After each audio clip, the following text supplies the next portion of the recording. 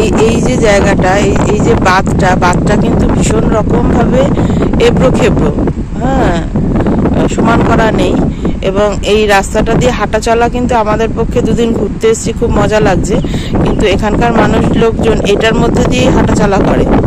ঠিক আছে, দেখে নিশ্চয়ই আমি বোঝাতে পারছি যে কতটা এবড়ো খেবড়ো। এই যে বস্তাগুলোর ওপর দিয়ে মাটিগুলো টিলাটঙ্কর ভাবটা বোঝা যাচ্ছে। এটা নিচটাতে এই যে কাঠগুলো দিয়ে বাঁধ দেওয়া আছে।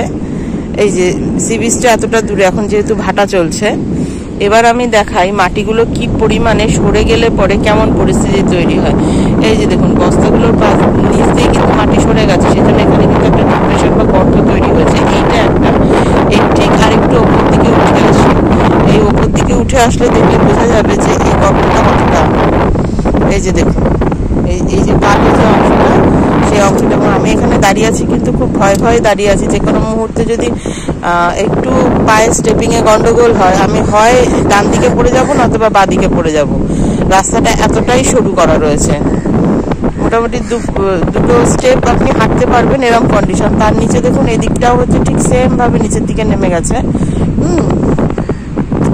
আমাদের পথের সারথি ও সকাল থেকে আমাদের পেছন পেছন কেন জানি না ঘুরঘুর করছে এবং প্রায় গায়ে লেগে রয়েছে। ও আমাদেরকে গার্ড দিয়ে এতটা রাস্তা নিয়ে এসছে আমাদের কটেজ থেকে এই পর্যন্ত। তো আমরা মনে করলাম যে আমাদের একটা রিলসেও থাকুক। এই দেখুন ও আবার আমাদের কাছেই চলে আসছে, এই চলে এসছে ও এখানে, মোটামুটি এসে দাঁড়িয়ে রয়েছে চুপ করে। আচ্ছা, এবার দেখাই এই যে নিচের দিকে পর্যটকদের যাতে নামতে সুবিধা হয় সেই জন্য কিন্তু এখানে বাঁশের কিছু সাঁকো করে দেওয়া রয়েছে। তা না হলে কিন্তু আপনি সচরাচর এটা নিচে নামতে পারবেন না। কিন্তু এখানকার যে জনবসতি তারা কিন্তু দিব্যি এটার উপর দিয়ে নেমে যাচ্ছে, কিন্তু নামার মতন কন্ডিশন নেই। মাটিগুলো কিন্তু একটাও সমান করা নেই এবং নিচে আরো বালির বস্তা দেওয়া আছে, যাতে এই রাস্তাটাকে ঠিকঠাক মতন ভাবে আটকে রাখা যায়।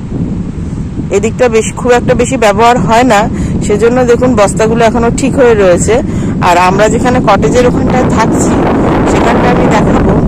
দেখুন সেখানে কিন্তু বস্তাগুলো মোটামুটি নেই। ওই সাইডটা দেখতে পাচ্ছেন সম্পূর্ণই মাটিটা বেরিয়ে এসছে।